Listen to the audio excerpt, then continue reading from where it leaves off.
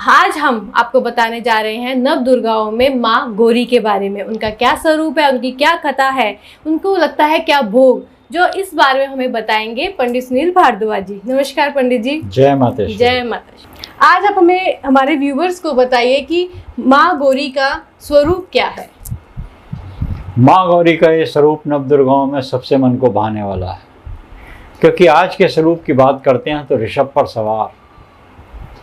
अब माँ के हाथ में बातें हैं, चार भुजाओं में एक अभय मुद्रा वर मुद्रा, और सीधे हाथ की भुजा में है त्रिशूल और दूसरे में है डमरू।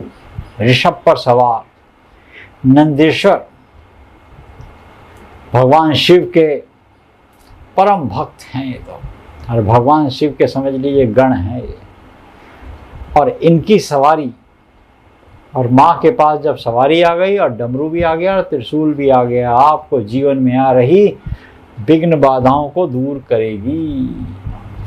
बम बम भोले की गूंज और डमरू का बाबा के ध्वनि। तो डमरू की ध्वनि भक्तों को करती है प्रसन्न। और त्रिशूल किस बात का संकेत है? जो ये अमोघ है, ये माँ के पास जो शक्तियाँ हैं ये बाबा की शक्तियाँ हैं, और यही शक्तियाँ, बाबा की शक्तियाँ मिलकर दुष्टों का संहार करती हैं। इस स्वरूप को देखने के लिए कहते हैं देवता, ऋषि और जितने भी ब्रह्मांड में प्राणी मात्र हैं वो तरसते हैं। इस स्वरूप की महिमा अपरंपार जी। और आज के दिन माता की कथा क्या है? जब माँ ने कठोर तप किया, त्राही माम सब जगह हो रखा था, कुछ अस्तित्व नहीं होता, तब माँ का ये स्वरूप प्रकट होता है। देवी भागवत के आधार पर माँ ने बहुत कठोर तप किया, क्योंकि माँ शिव जी को पाना चाहती थी। शिव को भजते भजते उनके चिंतन में इतना डूब गई कि उनको अपने शरीर की भी सुध बुध नहीं रही। और जब शरीर की सुध बुध नहीं रही तो शरीर काला पड़ गया, एक शरीर सूख गया। इसमें ऐसा हो लिखा है कि शरीर सूख गया, शरीर काला पड़ गया और शरीर के अंदर बिल्कुल जान शक्ति खत्म हो गई। तब सभी देवता मिलकर ब्रह्मा जी के पास गए। ब्रह्मा जी ने इस पर विचार किया और एकत्रित होकर शिव के पास पहुँचे। अब यहाँ जब चंद्रमौली आशुतोष शिव को बताते हैं कि ये तपस्या पूरी हो चुकी है, अब आप प्रसन्न होइए, इनकी ऊपर आप कृपा कीजिए। और बाबा प्रसन्न हुए। बाबा ने आकर कमंडल से गंगा जल की जो बूंदें छिड़की, तो माँ का जो वो शरीर काला पड़ गया था, सूख गया था, एक जलने जैसी स्थिति में हो गया था, वो शरीर एक गौर वर्ण का हो गया और 8 वर्ष की कन्या के समान हो गया। कुंद के पुष्प से इसकी तुलना की गई है। माँ की इस कथा को जो सुनते हैं उनके भी इसी तरीके से दुख, दर्द, कंटक, कलेश, अज्ञानता, दरिद्रता कोसों दूर चली जाती है। ये माँ का की कथा देवी भागवत में बड़े विस्तार रूप से लिखी है। हमने आपको संक्षिप्त में बताने का एक प्रयास किया है। जी। अष्टमी का दिन है और इसमें लोग जैसे कि कहते हैं कि पूजा पाठ, कंजक को बिठाना, अपने व्रत को पूरा करना, और एक तरह से कहेंगे कि माता को घर पर बुलाना।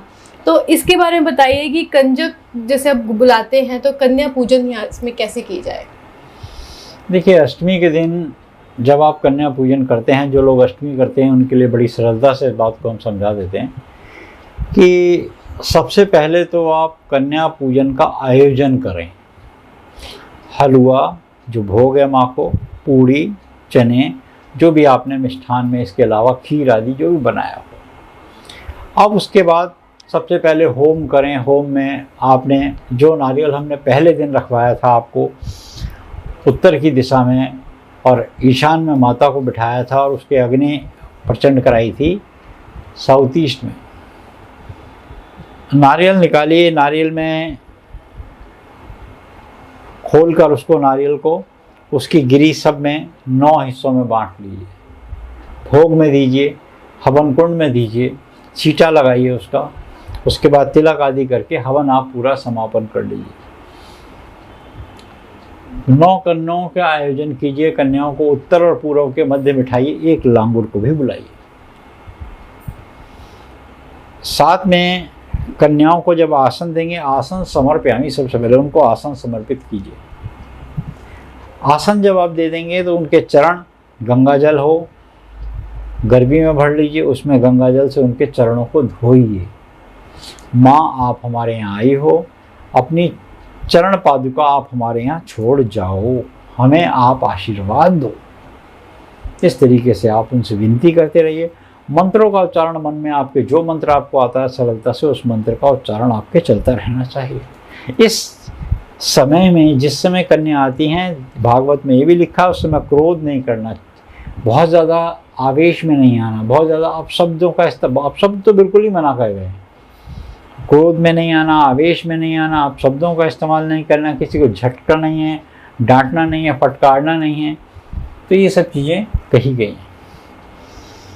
देवियों को आपने नॉर्थ और ईस्ट में दोनों तरफ बिठा दिया। अब आपने उनके चरण धो लिए, चरण धोने के बाद उनको तिलक कीजिए, तिलक के बाद उनके अक्षत लगाइए, अक्षत लगाने के बाद मोली बांधिए।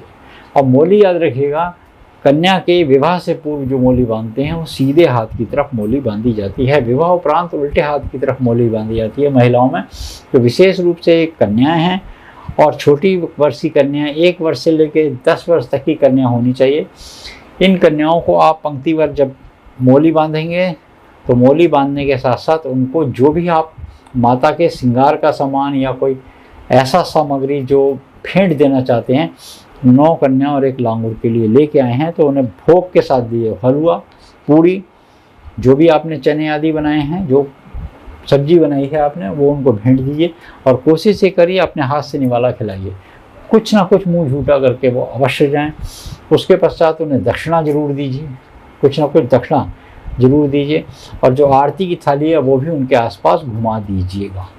आरती की थाली, क्योंकि जिस थाली से आरती करते हैं उसी थाली में रोली मूली रख के उनके तिलक अवश्य करें।